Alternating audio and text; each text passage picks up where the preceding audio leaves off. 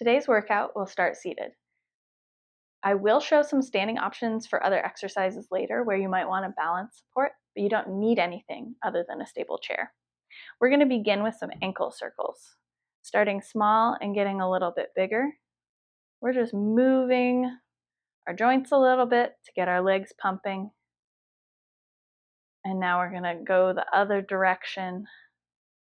Just exploring the range of motion, not trying to go through anything painful, sharp. Your ankles might crackle a little bit, but if the crackling feels fine, then it's fine. Now we're going into a hip mobility exercise. So scoot forward in your chair and you're going to drop your knees from side to side, trying to move your leg bone inside your hip socket. This can be really nice to be all the way on the edge of the chair, but go with what feels like a supported position on the chair for you. That's the most important thing. A lot of times when our knees are kind of creaky, it's actually our hips and our ankles that can support our knees best. So that's why we're working on opening those up first. Okay, now we're going to settle back into a more fully supported position on our chair. Nice tall spine, and we're thinking about using the front of our core, not just the muscles in the crease of our hip, to pick our leg up. It can help if you take an inhale and then exhale. Use that exhale to power the leg up. This might be a light hover, or it might be a full pickup for you. Your choice, whatever feels good, where you can stay in touch with your core. We're going to do about 3 to 5 of these on each side.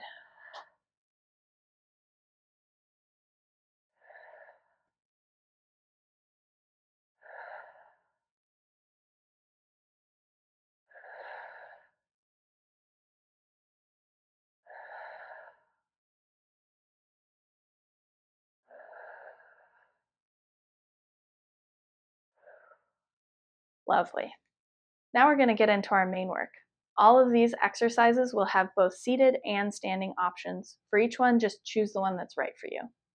The biggest thing in all of this will be limiting the range of motion to whatever feels comfortable for your knees. So we're thinking nothing sharp, nothing that makes you feel like I might fall over because of this. So keep it in a controlled and comfortable range of motion where you feel the work in your supporting muscles. For our seated option here, we're doing a knee extension hold. So we're going to straighten our knee as far as our knee is comfortable with, using the muscles in the front of our thigh to lift that leg up. And we're going to hold for 2 seconds and then bring it back down. Straighten as far as is comfortable, hold for 2 seconds, put it back down. We're doing all of the reps on one leg and then on the other leg. For our standing option on this knee extension, we're going to stand on one leg, kick our active leg forward with a soft knee. We're pulling our knee back using the muscles in the front of our thigh. Hold for 2, soften the knee to release. We're going to go for about 5 on each leg. Let's begin.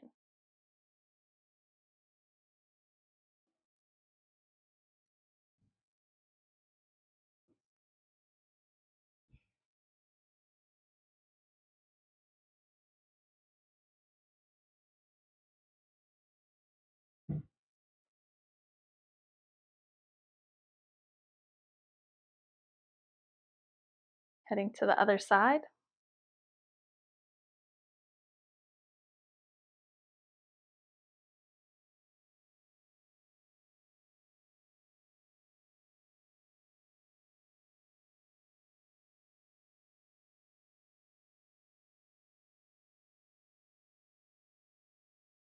Last one.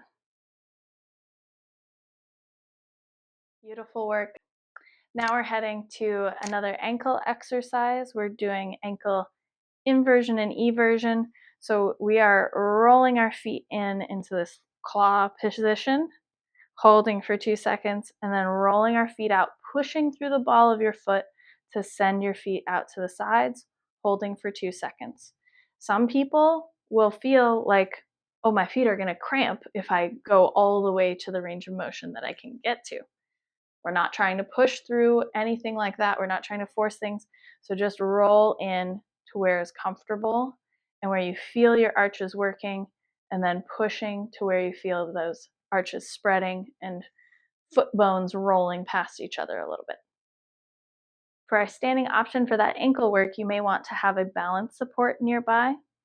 We're doing the same exact thing, curling our toes into that claw and then sending our feet out, driving through the ball of the foot on the big toe side to push and spread. Same thing, holding 2 seconds on each end. For this one, we're going to do about 5. I'll let you know when we're done. Beginning with rolling your feet in. Hold for 2, and then push out, using the ball of your foot to push out. Hold for 2.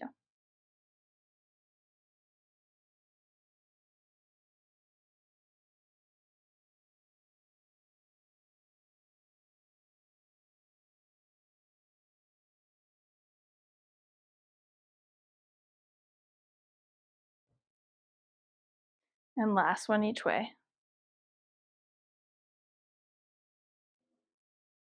Our next 2 exercises might seem kind of similar, but our torso angle is going to make a huge difference in the seated version of this for where we feel the work. So I want you to think about, how do I set up to feel the work for this first one more in the front of my leg. So we are sending one leg out as a kickstand, and you can use your hands to help assist this movement if you want. We are sending our chest forward so that it's over this leg, and we're using that leg to push up and then come back down. It could be that you partly stand up off your chair, or it could be just that you hover. Totally your choice and what works without putting too much pressure in your knee. So it might be a pretty small motion, but you're just feeling that push from the front of your leg.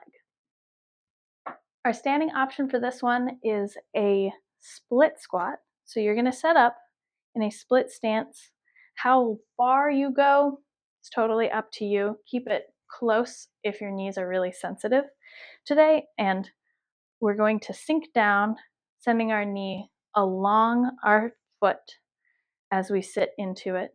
You can start shallow and get deeper, but make sure that your range of motion feels comfortable on your knee and that it's a depth where you can control that knee tracking forward in line with your foot. I recommend having a balance support ready for this one just in case it gets wobbly.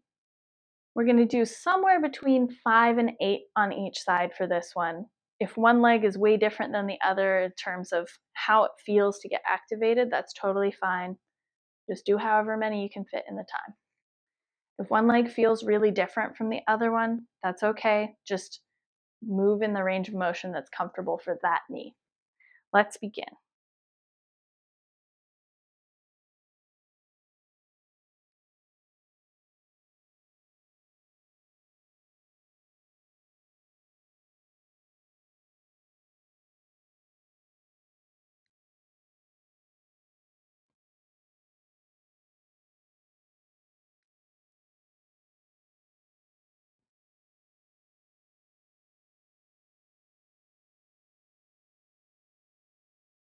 And let's head over to the other side and begin.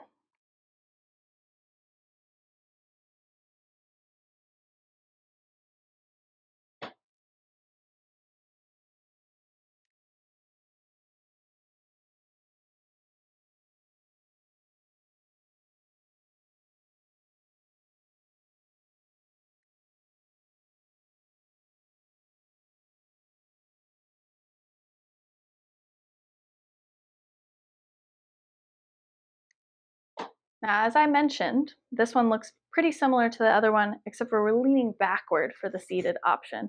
So we're still kickstanding one leg. You can still use your hands on the chair for support. And what we are doing is we're pushing to lighten our hip, trying to use the back of our legs. So we're trying to activate our butt cheek to push up and then sit back down. This one might be an even smaller range of motion than the last one. This standing option is a staggered RDL. So we're standing with all of our weight on one of our legs, sending the other leg back a very small amount, less than the last one, as just a kickstand We're softening our knee and we're keeping our spine nice and long as we send our hip back and then bring it forward. Again, almost all of the weight staying on that working leg. The other one is very light kickstand. We're trying to feel the work mostly in our butt cheek. If you feel it more in the back of your thigh than in the butt, think about softening your knee a little bit more as you send your hip back. And as with everything, work through the range of motion that's comfortable for you. Same thing, 5 to 8 per side. Let's start on our first side.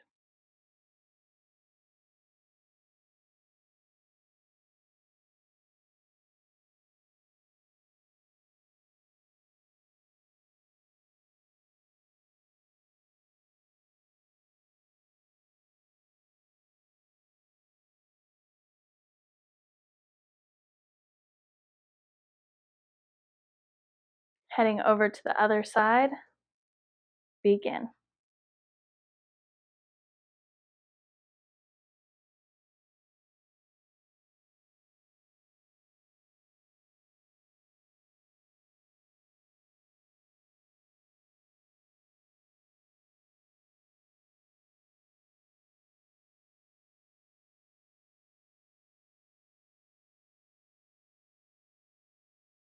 Nicely done.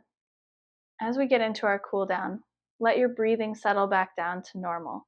Don't push through any pain in these stretches. We're going to do both a quad stretch and a hamstring stretch, and there will be options for seated and standing versions. If either of these stretch options don't feel accessible to you based on the shape of your chair and you need the seated option, you can just skip it. For a seated version of this quad stretch, you're going to sit forward in your chair and send one leg down either to the side or if you have space for it, straight back. And we're trying to feel just a gentle opening through the front of our leg. It could be that it doesn't take much for you to feel that opening. For me, it takes a little bit more. So I'm going to drop my leg down further and sit even further forward in my chair. But again, stay where you feel balanced and supported by the chair. Our standing quad stretch, grab a balance support. I'm definitely going to use the wall for this. We're trying to grab our foot or ankle and get our leg on stretch, the front of our thigh on stretch, and we're trying to do this not through our back. This one might be kind of challenging standing up, so you're also welcome to try it on the floor if it feels okay to get down to the floor. For a floor variation on that quad stretch, you'll just reach and grab. It might just be a little easier to grab the quad. Again, we're feeling the stretch through the front of our leg and not changing the shape of our back to get there. Let's sink into the first side of the quad stretch now.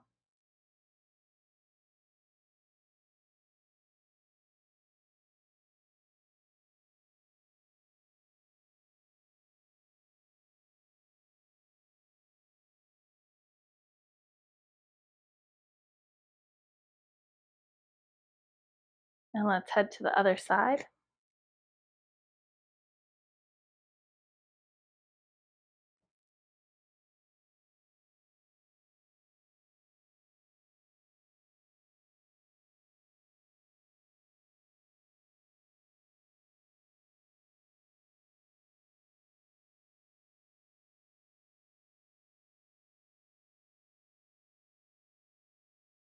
Nicely done. Now we're heading to our hamstring stretch.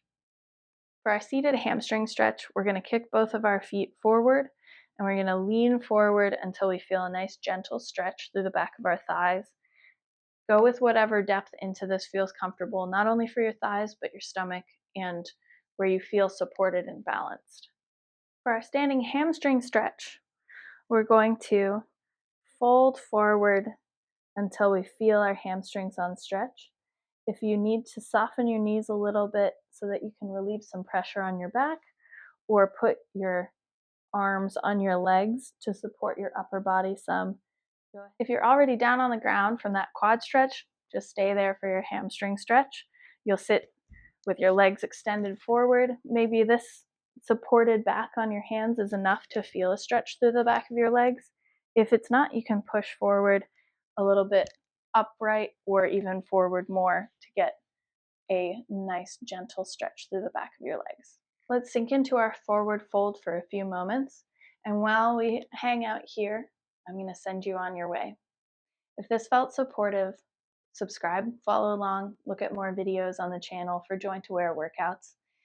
Comment with any requests that you have so I can tailor future workout videos to you. And thank you so much for moving with me. Remember, every option is valid, just like you.